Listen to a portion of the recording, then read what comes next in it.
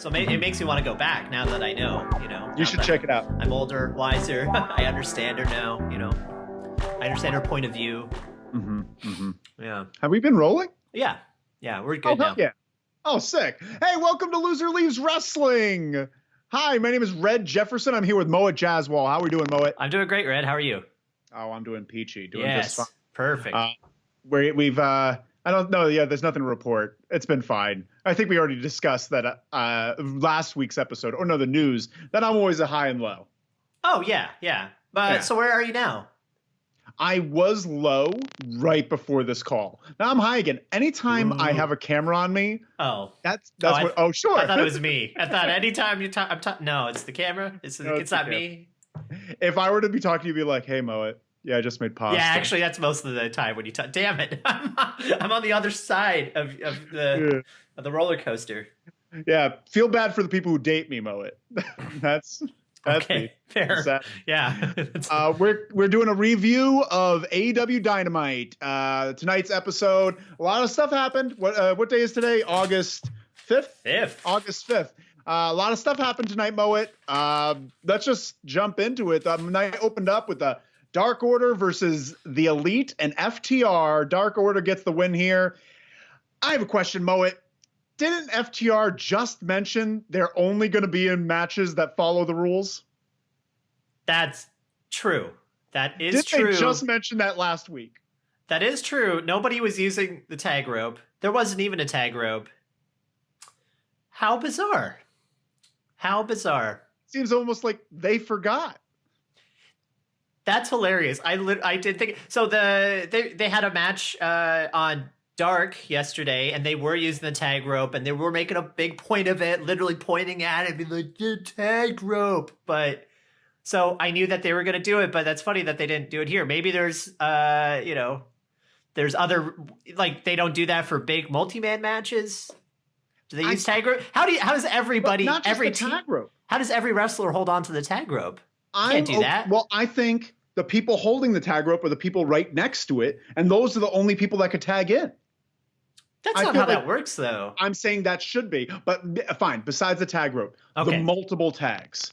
What about the multiple tags where you tag in one person, they tag another, and they tag another, and they all quadruple team someone? Red, that's ridiculous. They're trying. They're trying right now. They understand it's all ridiculous, so they're trying to make the rules where you tag someone, you get 10 seconds for every single person. All right, give them a break. I'm becoming the JR of this podcast. So you weren't a fan. You weren't a fan of the match? I feel like I was okay with the match, even though I was frustrated with some of those things. But once FTR left the area, they went to the back, Dark Order should have won. Dark Order should have handily won.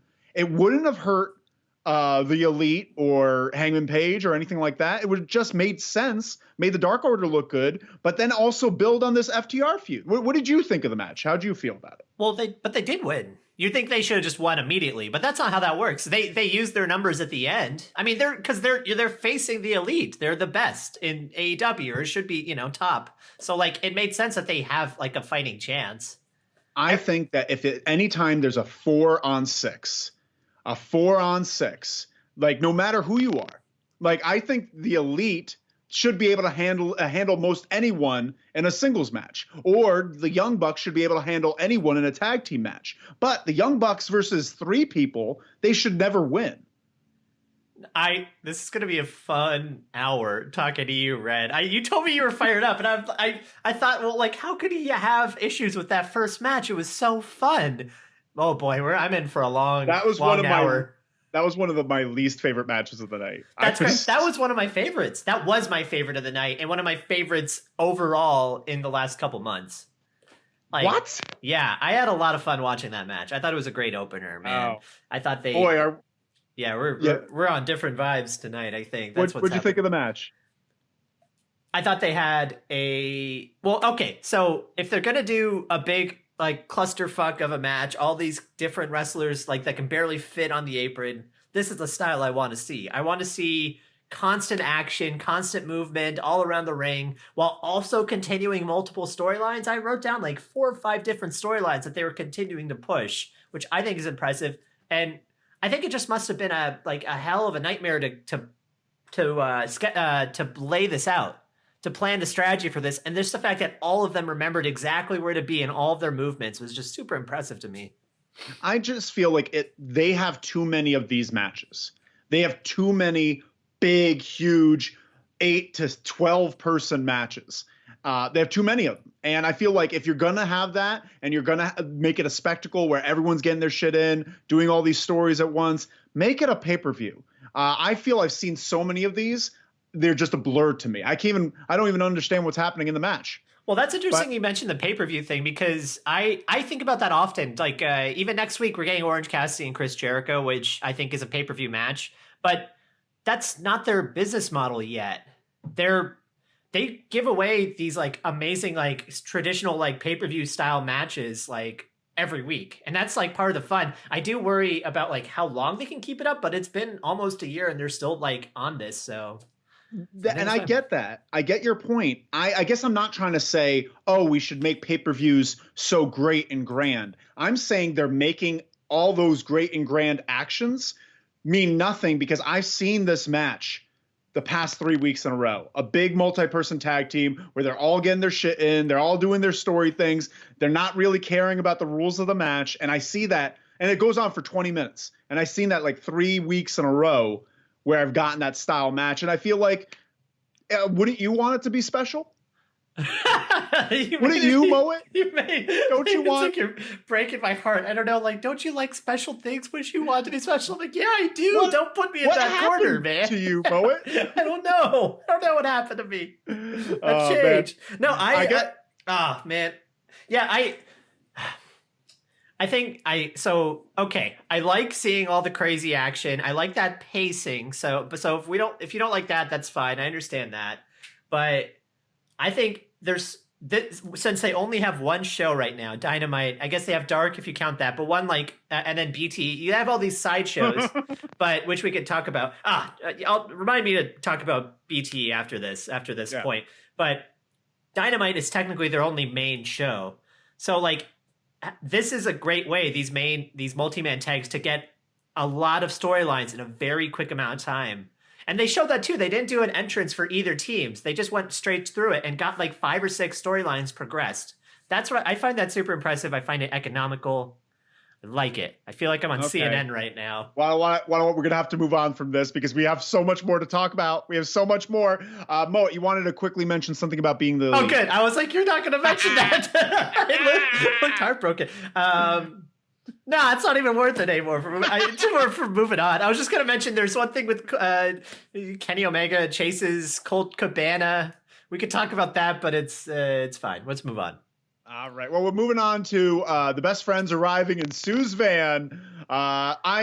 You know how I feel about Sue's van. Moet, what else can you add to this gimmick that wouldn't make them already super endearing? Well, so to talk about Sue's van, do we talk about what happens to Sue's van now, or do we wait? Let's combine it all into one. But okay, because this segment is just what's that? Oh, start with the entrances. Start with the entrance. Yeah, I thought when they came in, I thought it was a nice touch with the announcers mentioning Sue told them to park in a nice place. Like, don't park in those usual spots, those dirty, dark corners or whatever they said. I thought that I didn't think much of it other than like, I just thought like, oh, that's cute. That's cute. I didn't think, I thought it was kind of a throwaway situation at the time. 100%. Well, it goes back to what I said last week about like being a Muppets world, like creating your world. Yes. And the fact that they're coming in on their van, I was already super excited about that because the mom let them borrow it for the night, which I thought was real fun. But then the next segment, actually, we should go in order because we have to talk about their match first. So we're going to go back to it. I want to talk about Ortiz and best friends, Ortiz and Santana. Real quick before we get there, we have a Jon Moxley promo. Jon Moxley promos are happening each week now. Mo, are you liking them more, or are you disliking them as they continue? Overall, disliked this promo because it sort of felt like he was like sleepy during it. Like it just seemed like they caught him at a bad moment. Wrestlers love to do one-take promos. So it just seemed like he was like, I'll just sit here. Yeah, right. I don't want to hold the belt. I'll just put it behind. All right, you can see. All right, Darby Allin, you're like me, man. And I don't know. It's just like, come on, Moxley. But I did enjoy how he set up the match for the night.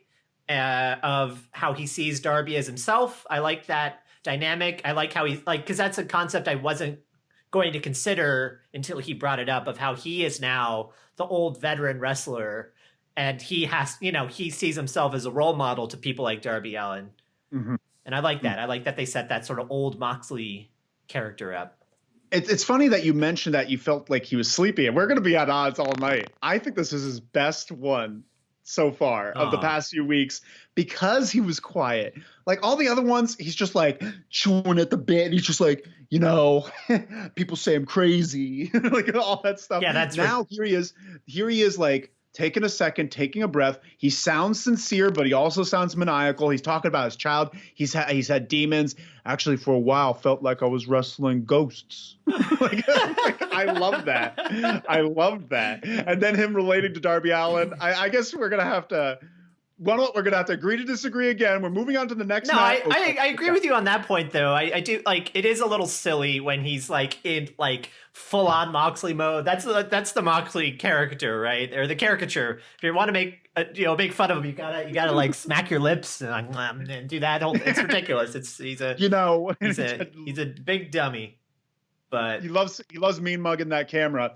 Next match, we had the continuation of the Best Friends. They entered the ring they entered the arena in their mother's van. They're entering the ring against Santino and Ortiz. Hold on. Let's go back.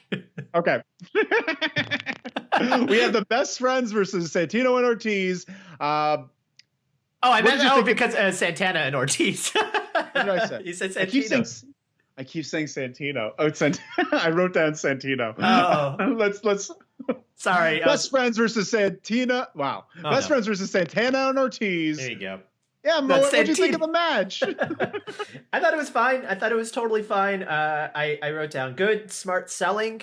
I thought, the end was a nice, it's felt like a sort of fluke victory, but in a way that felt competitive. Like neither team looked bad in losing. They looked like pretty even-ended. It was just a good, solid match. But I love what it led to, which we can talk about in a minute. But yeah, what did you think of the match first? I like the match a lot. Actually, one of my favorite matches of the night. But one thing I noticed, Chuck Taylor, is he the most underrated wrestler on the roster, or one of? I feel like he gets slept on a lot, but he's an exciting part of every match he's in. He's surprisingly technical and strong. I just feel like he doesn't have the look of other big-time players, but man, what are your thoughts? Do you think he's one of the most underrated performers in AEW today? Oh, for sure. No, he's one of the most underrated wrestlers for a long time. Like, I'm glad he's gotten into AEW so he gets some sort of spotlight, but he needs a lot more. I'm sure his day is going to come. If they're giving it to like Orange Cassidy, he's going to get it too. I think, he's needed a spotlight. I'm not sure why he hasn't gotten it. If it's his like comedic character side that's like holding him back, but I agree. What did you see in this match that you liked so much? Just his offense, his selling. I love the pacing of the match entirely. This was it was a good build. They worked well together. There's a lot of selling, and I just loved. I think it was Chuck Taylor's hot tag when he came in and cleared house. He has a lot of babyface fire. I thought it was an excellent match. We move on from that match to the MJF in the back, my dude. And what did you think? Like the whole presentation, we get him looking at paintings being askew. He has levels in his office to make sure everything's not askew. He called Darby Allin a 125-pound emo kid. He's just like, oh, what happens if Darby Allin wins tonight? He's like, oh, I'll face for the championship against a 125-pound emo kid? Oh, sure. Like he just burns him. Dang, that's great. So that's also why he hit Moxley. Like I knew that in the moment, but I didn't realize he like set it up in this promo. That's good stuff. That's good. It's great. It was so good. MJF is so smart because he does these terrible things where he's like, says to a woman, he's just like, unless you're smiling, don't talk to me.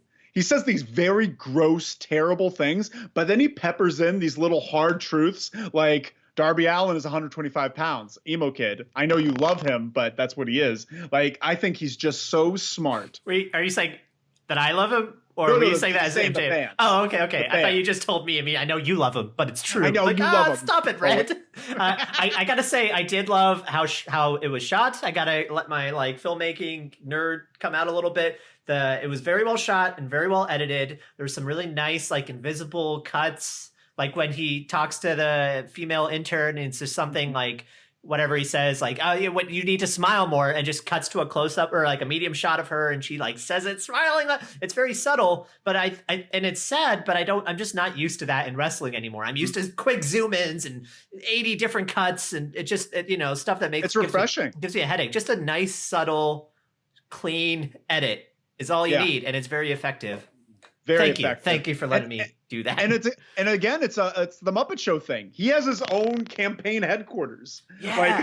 They all are I think they're starting to utilize the space, and they're slowly realizing. And you said that a few weeks ago when I mentioned the Muppet thing. You're they're getting used to it. They're starting to, and it's true. They really are.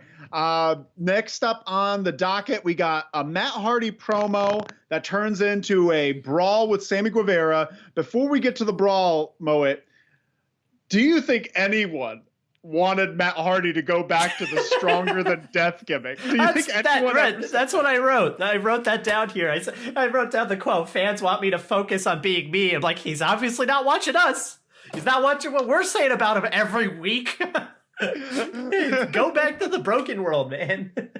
Right? Yeah. Oh, man. And I even thought that too. I was just when he first came out, he's just I've been listening to the fans, and I know what the fans want. I was just oh, is he listening to our podcast? Is he going to go back to broken? And he did the exact opposite. I don't know what he's reading, but it was fine. Yeah, it was fine. Yeah. It was fine. But what really made this segment pop is Sammy Guevara coming out. And they have this big brawl, and I wasn't expecting it. I wasn't expecting Matt Hardy to look that good, because he looked great.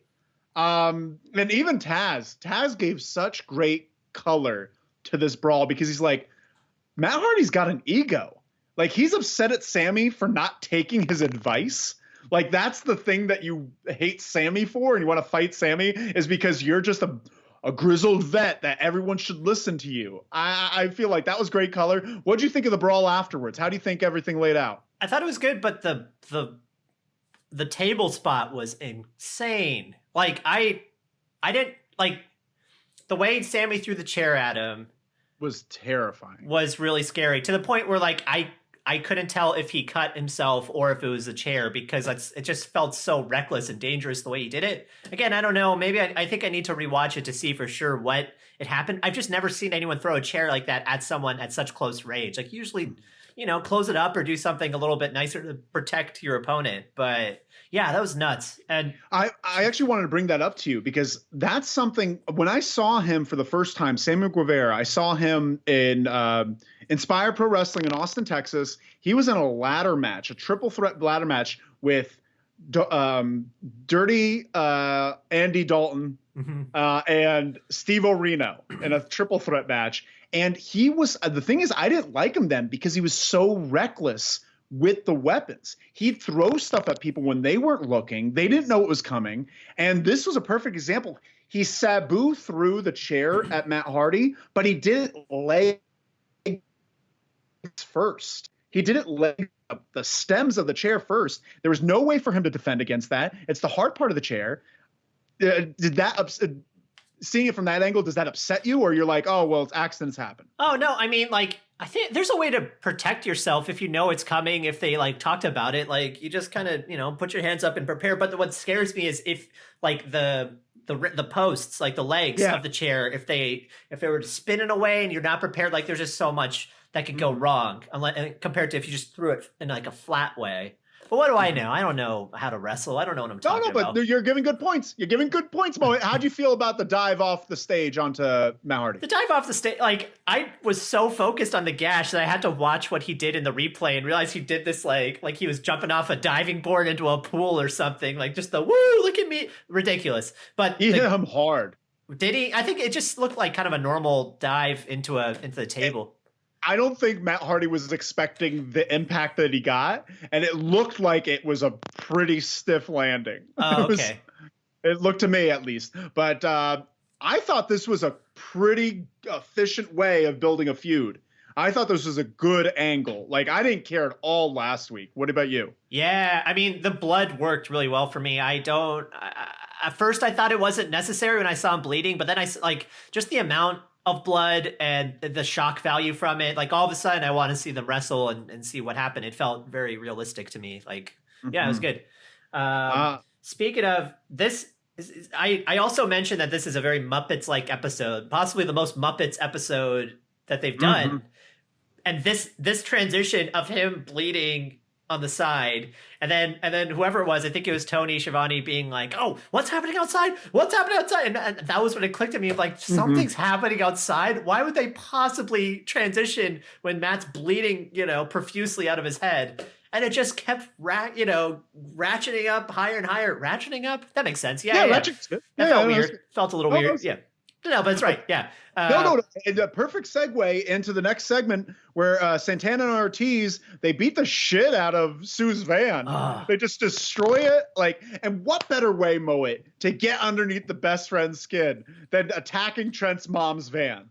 God, yeah, it made me actually mad. I wrote that, actually made me mad. And that doesn't happen very often. And my God, that they made me care so much for a minivan. That's great storytelling. Yeah. Great storytelling. I think we're both in agreement with that. And then the big Sue with the X mark in it. X, yeah. I was laughing so hard I couldn't hear what he said to the camera. Something about moms or something. Like, don't say hi to your mom for me or something like that. Oh, okay. Yeah.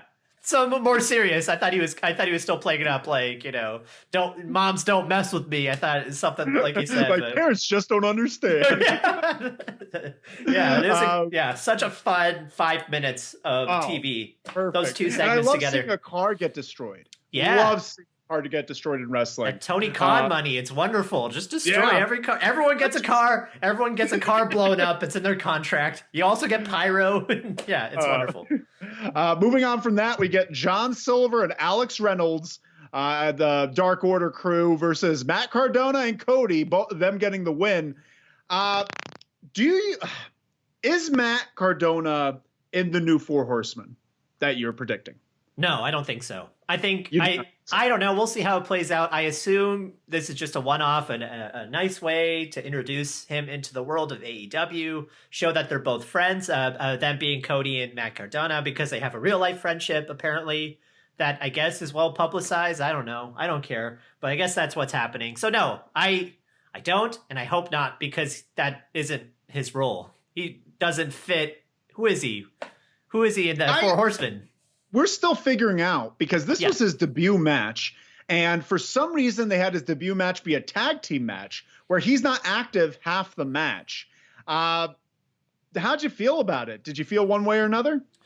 Yeah, I actually liked him in this match. I thought he was great. The selling, again, I thought Cody is very good at making his opponents look great. That's one of his best attributes.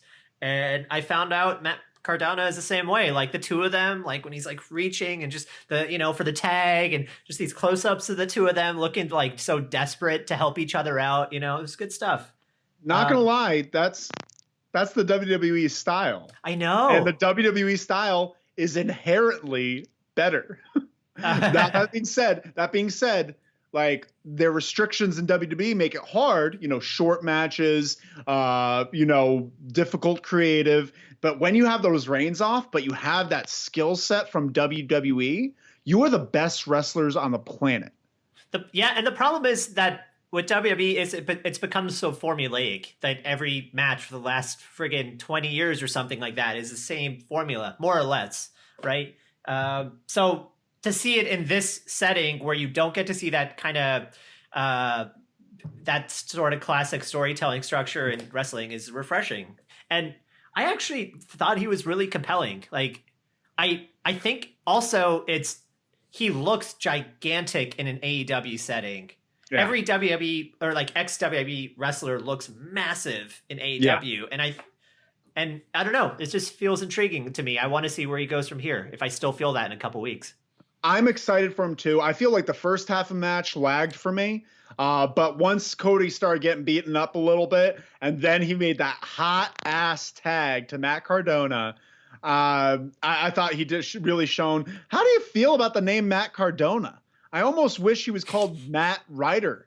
You know, like yeah, just something sharper. Matt Cardona sounds like just a bum.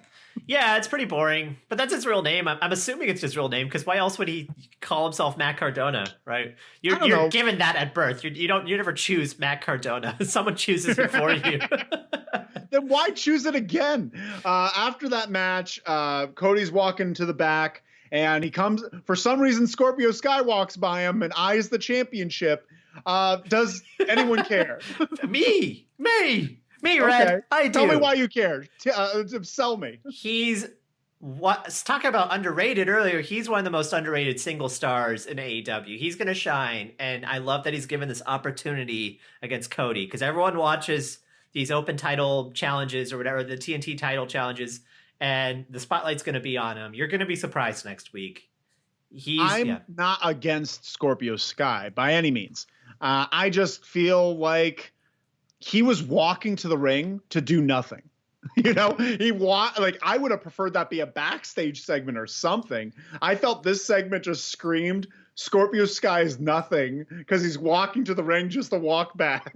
Yeah, it's a bit silly. It's very planned, melodramatic. Yeah, it did make sense. It was more of the moments. Like I was more excited to see that he's finally pushing for his chance. So, and not to go back and rehash what we just discussed, but the Four Horsemen thing, like I almost see it's almost like a definite that Zack Ryder's in it or whatever iteration this is going to be, because I see Cody, FTR, and the link between those three is Arn Anderson. And Arn Anderson was talking to Zack Ryder, pointing at him, saying at the end, good job. This was good. Like he was saying that stuff. I almost see if they take Matt Cardona out of this Long Island Ice Z gimmick, you know, and just kind of see what he could look like if he's like in the Cody realm, you know, he's not Stardust anymore. You're not Zack Ryder. Like I could see him being an effective member of a cool stable. That's interesting. Yeah, I haven't entertained that yet. That idea of him being in it. That could be fun. But you're forgetting Hangman Page, who might be in, and you're also forgetting Shawn Spears, who might be in. Shawn Spears. Yeah. No. I was give me what you're saying. Oh, I was gonna say Shawn Spears is a bit more boring in my opinion to put him in, but he has had like Tully with him this whole time, so I see that connection. Hangman Page has the FTR connection. Oh no, they actually did a thing, a moment in the first match, a storyline moment where they were gonna do the figure four, and they all did the Four Horsemen symbol, and then they got punched in the face or something. I have an idea. Hear me out with this. Hear me out. FTR, Cody, Zack Ryder, Hangman Page, and Shawn Spears. Now we have the tag team FTR. We have another tag team of Hangman there's a lot of people, aren't there? There's a lot of people. The Six Horsemen plus Arn Anderson and Tully. I wanted it to be 5. I wanted it to be 5. So instead of doing 4, they're doing this. You're doing you do the backhand, yeah. You do the backhand, you do this. And I feel like they can't use the Four Horsemen because the Four Horsemen, I think WWE has a trademark on them. Wait, is it how many? So we got FTR, there's 2, Cody, we got Hangman, Shawn Spears.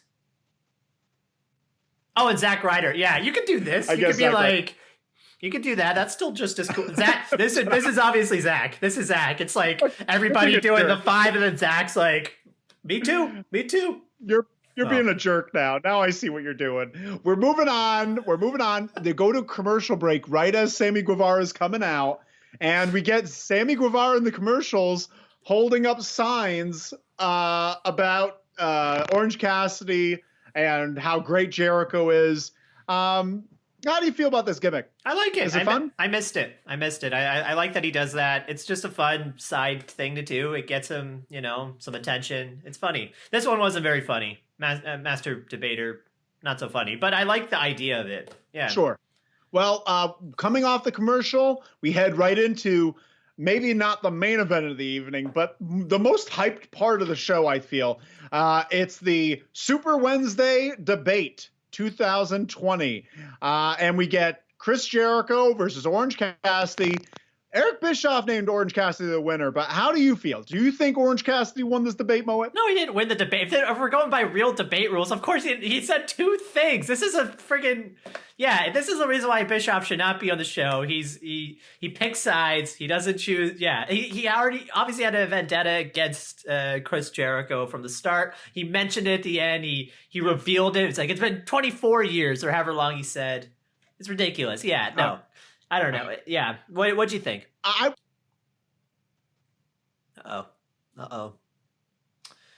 Red's internet connection. Oh, God. Oh, there. We see him waving. Waving. You're back. Am I back? You're back. You're back. Yeah, there we go. Okay, cool. Hey, want to what? There's the glitches, guys. This is Loser Leaves Wrestling. You can find it. Oh, by the way, you can find us on Instagram. You can find us on Facebook. You can find us on YouTube, Loser Leaves Wrestling. And want to what? If you're feeling so zesty, go to Twitter. Go to Loser Leaves Pod just to spice things up because you can. Because we're good like that. Yeah, there you go. Yeah. I'll get those plugs in somehow. Right off the top, Chris Jericho, MVP of the segment. Absolute MVP. Every answer he gave was outstanding. You're saying you don't like Eric Bischoff in that role? No, I was just playing around. I think it's fine. I felt indifferent to him being there. I was never really like a big fan of Bischoff. I didn't hate him. I just felt indifferent, So I felt the same way here. I think he adds a bit of spice and excitement to AEW because I think, at least from my perspective, you are reminded of the Monday Night Wars and that this could also become sort of like a legit Wednesday Night War at some point by adding him, like he's got some, I don't know. That's what I think. He looks like a wrestling president. He looks like Jack Tunney. He looks like an authority figure. And what I liked about him most in this is that he wasn't being a heel. He was just being himself, which is not a great guy, but he's also just like, he's straight to the point. And I think that would be a great authority figure. Now we have Orange Cassidy. Yeah, I don't really want authority figures in wrestling or in AEW. At all? I really hope they don't do an authority figure. I don't think it's necessary. I like what they're doing with because if you have an authority figure, they become the spotlight. If you're not careful, they just end up in all these segments. And I don't think it's necessary. I like the way they're just kind of handling it now, like a sports theme. I kind of like it where, like, in all honesty, with Jack Tunney in the early WWF, he was a silent guy that only came by for contract signings. He only came by for if someone really breaks the rules, he comes out. And I feel like Eric Bischoff, he doesn't have to be there every episode. I think he should come maybe like once a month when someone does something real terrible, or he gets a new person, a new signee, a new free agent, then he should come out. But I think Eric Bischoff would be a fun authority figure. And maybe not authority figure is the wrong word, because that brings up memories of Triple H, Stephanie, all the authority figures that we've had.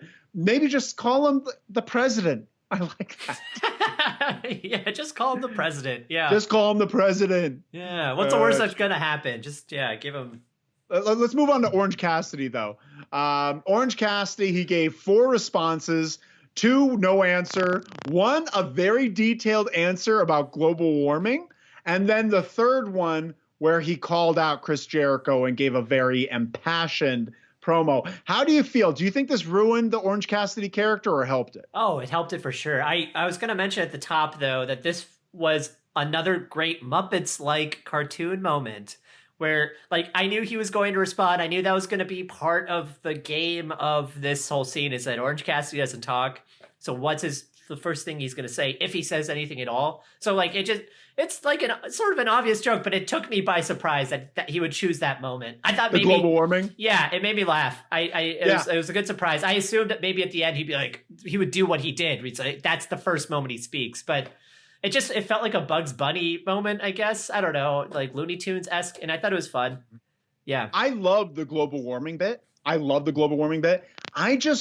I think they're progressing the Orange Cassidy character too fast. I feel he's got a lot of legs where he is, and he doesn't need a change. I don't want, like, I like the global warming thing. I think that's a good first step towards him talking. The thing he gave about Jericho afterward, I don't think was necessary. I don't think he had to talk. It's a storyline about a jacket. It's a storyline about a jacket. It's a storyline about a jacket, Moet. And but the jacket is getting more orange each week. I like that it's getting more orange each week. I think that's very funny. I think that's very, very funny. And then I think you're right. I'm kind of playing it the waiting game. I want to see where they go. I think it does feel very fast right now, but I want to see what happens. Like maybe he's able, he shows a new side to him, a new aggressive side in the match next week. And then maybe he's able to keep it in him. And so, he's got that, he can wrestle, but he chooses not to. And he's got this aggressive mean streak potentially, but he chooses not to use it, only for like certain special situations. So, but if they don't do that and he just becomes a new version of himself, I think that is a wasted opportunity. So I'm going to see where it goes. I agree with you though. I guess that's all we can do is wait and see. Afterwards, we get a beatdown by Jack Hager and Chris Jericho on to Orange Cassidy. It's Jake Hager. What did I say? You said Jack. Jesus Christ, am I dead? For Christ's sake. No, Jake Hager and Chris Jericho beat the shit out of Orange Cassidy in a great beatdown, and I loved the lighting. What's up with the lighting? When they had the beatdown, it was still the debate lighting, and it was just shining down from one angle. There's a lot of dramatic shadows. When Jake Hager was beating him up, it was like, it looked very impressive because of the shadows, because of the violent nature. Felt very Raw Underground. Nice. Oh, nice. Let's not talk about that. Let's not talk about that. I want to bring that up on our news show. You can check out the News You Can't Lose. That's our Loser Lee's Wrestling news show that we drop. I think it's Mondays, right, Moet? Sundays or Mondays, depending on how life goes, what's happening that week, Get off Moet's back. Yeah, right? Relax. I'm doing the best I can. Thank you, Red. Thank you. I need that support. I handle the Instagram. Yeah. If I miss something there, you could yell at me. Next, we have a Britt Baker promo where she chooses Reba to face Big Swole. Don't you think that Big Swole should have squashed this match? Yeah. No offense should have been given to Reba, and she was acting like that too. Like, if you can act that way where she's like, "Shaw, that's fine," but Big Swole should not be in pain in that. Like, maybe she gets hit, like kind of like an annoyance, that she gets hit. Like, do that side. But she was acting like she got destroyed. Like, you shouldn't do that. Yeah, that's not the point of the match. Sold too much. Yeah. Big Swole sold too much and gave Reba too much. For someone, even the announcers were saying, like, she's not a competitor. She has some cheerleading experience. She's an athlete. She's definitely an athlete, which is why she could do some things. And it's a good build for later because she is obviously very charismatic.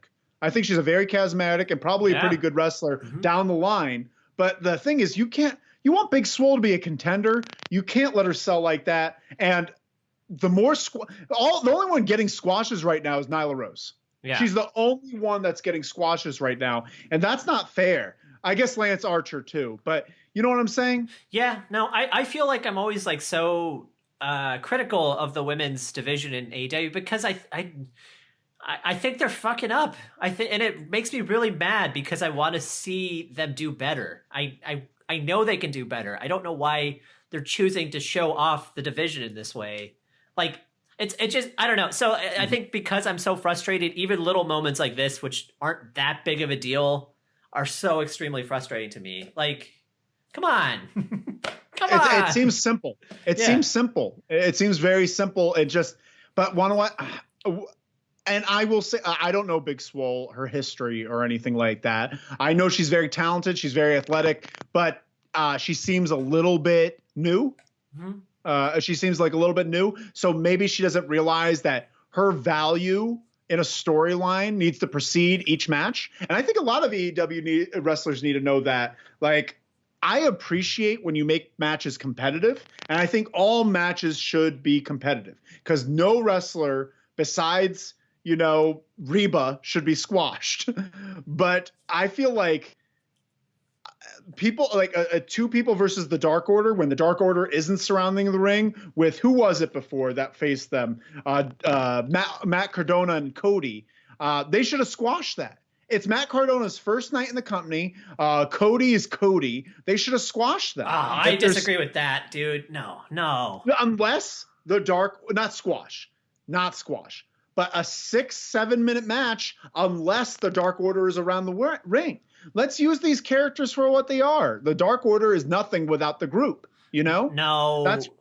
Because I agree with you up until that point because I don't. Sorry, I got distracted because I'm also trying to pay attention to how our like stream is going. Sorry. Are you also doing the flip between faces? No, I'm not doing the flip this time. But I just noticed I was going over. I think I'm screaming too much. No, scream. We're angry. No, what I was good. So John Silver in that match did amazing. Like I ended up like really being invested in him in that match, and then Alex Reynolds is fine, but it's only because those other three were so good. So like. But John Silver can shine. I want John Silver to shine, but he can't. I don't think he should shine against a debuting wrestler and the face of the company. I feel like John Silver should shine when he's in a match against the Best Friends. When he's in a match with, who else is there? I don't know. FTR shouldn't do that to them. Maybe FTR, because when they follow the rules, and that's also a hindrance. But I just feel like it wasn't the place, and I feel like we have to find ways to make these top tier main event wrestlers feel more important than these lower mid card wrestlers. I think that has to. You have to, right? Okay, all right. Agree to disagree. Agree to disagree. Let's move on. We could. All right, we could talk about this all night, but we're moving on to the main event of the evening. Main event for the AEW World Heavyweight Championship. We got Darby Allin versus Jon Moxley. Jon Moxley definitely getting the win here. Back and forth match. I thought it was real good, but I have a question for you, Moet. Was there too much blood in the show tonight? I thought that. Yeah. I thought that as soon as he started bleeding, I thought it was a little bit too much. I think also maybe it was probably a mistake. Matt Hardy's wound. I don't think they ever want that much blood to come out. Any wrestler does. So maybe to give him that. Maybe they probably both planned it and didn't realize that was going to happen. So it came across as like extra violence as an like overall show.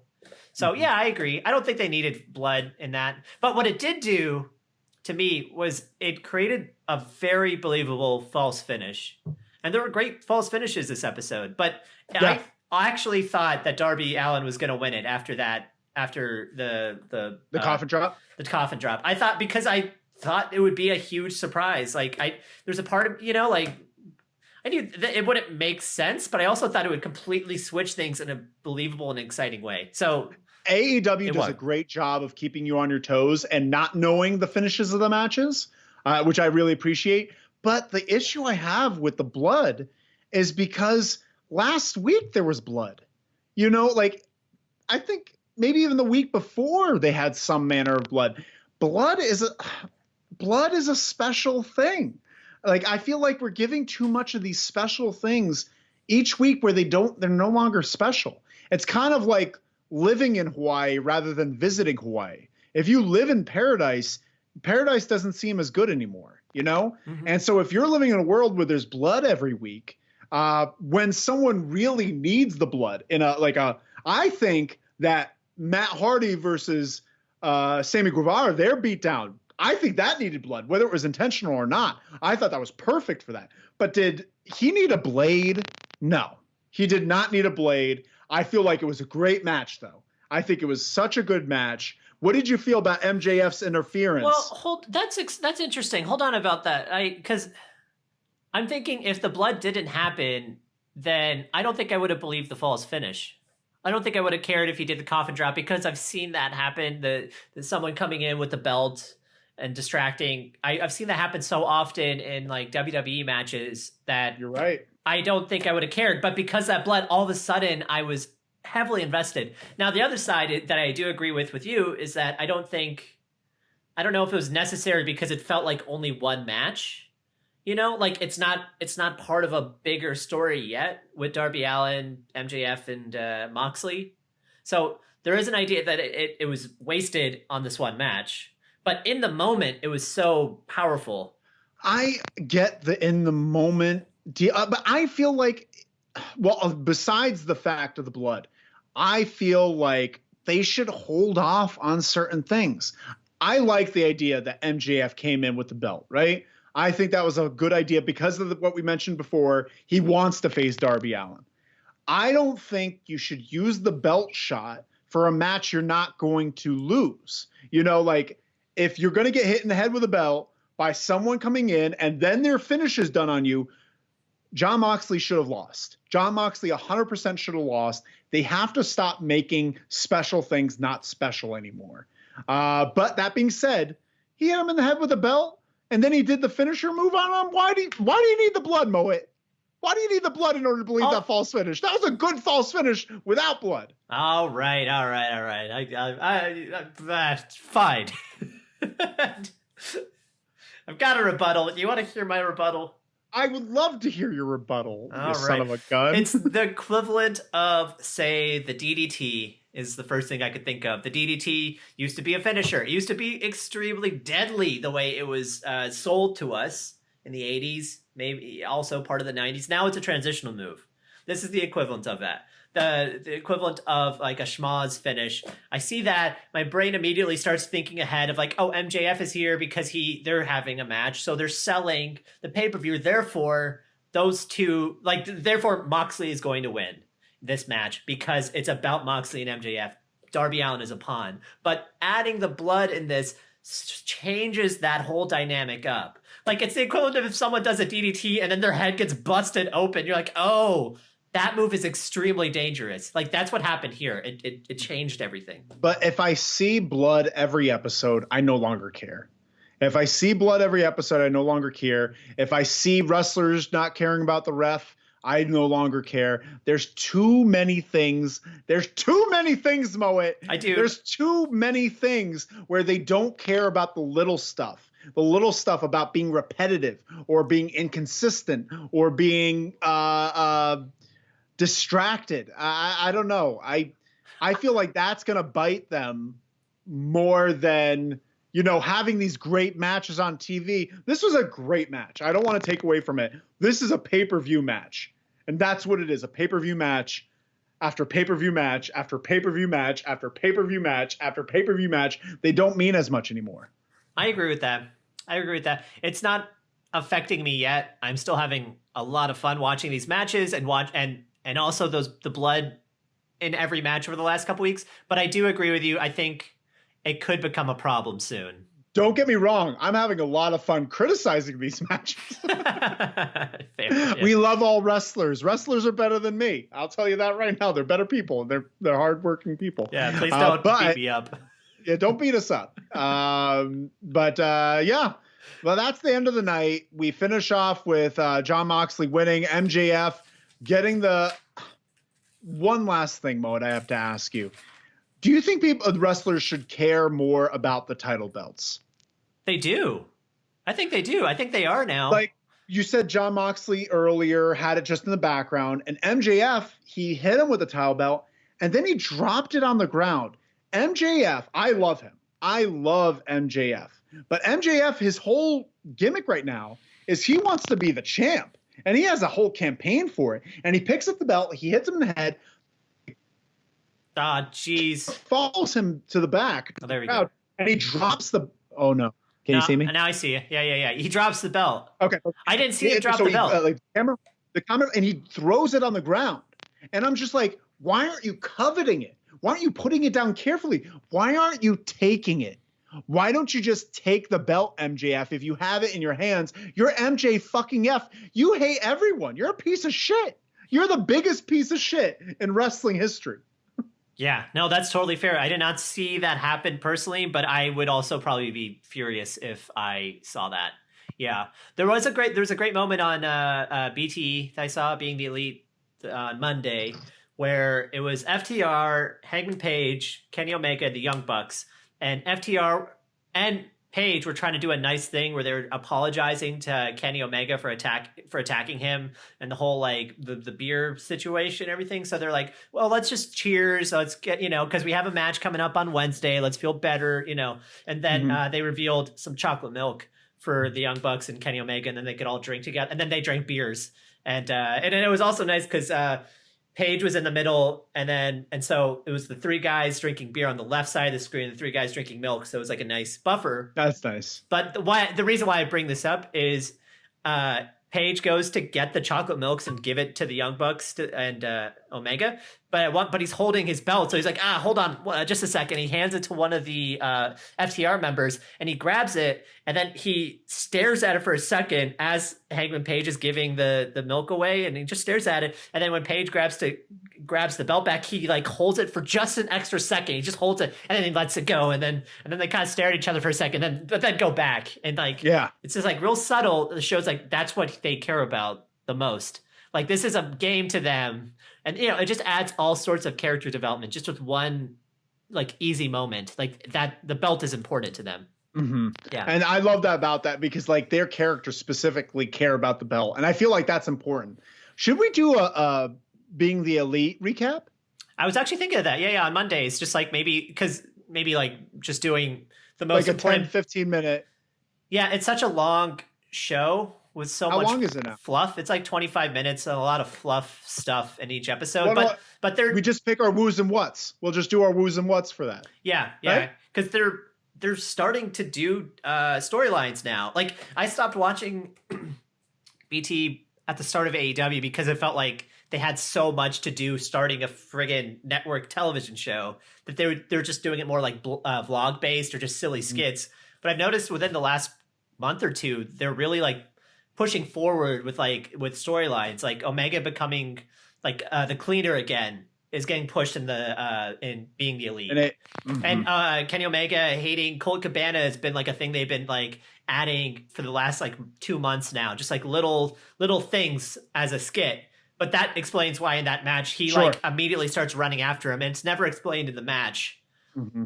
So I don't know. Yeah. I wish they I think we should do that. Yeah. Hey, a fan base, Loser Leaves Wrestling fan base, reach out at us. Let us know if we should do a Being the Elite type of podcast, or even a AEW Dark podcast. We could talk about that.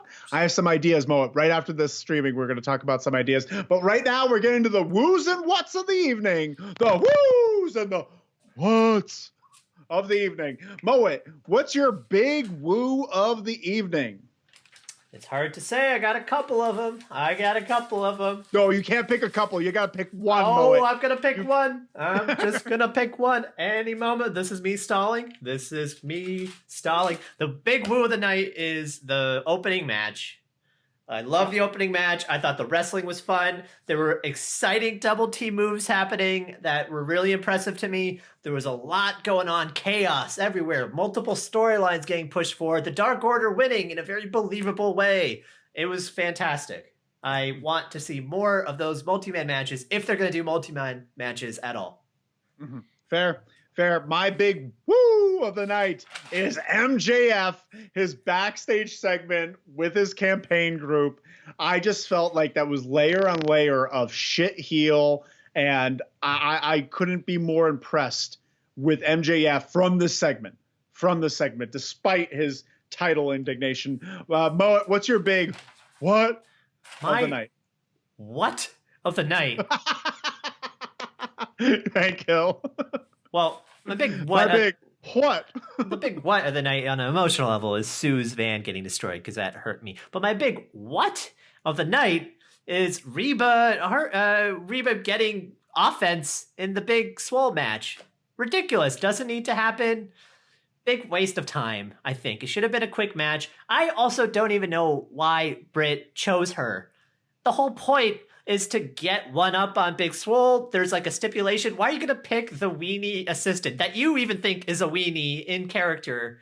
Like it's just a big waste on all fronts. Very angry. What? That's my what as well. That is 100% my what as well. Big Swole not squashing Reba, the fact that Britt Baker chose Reba, the fact that Reba got any offense at all of it just made Big Swole look bad and made Britt Baker look like an idiot, and it made Reba look like a fish out of water because she's not a great wrestler yet, you know?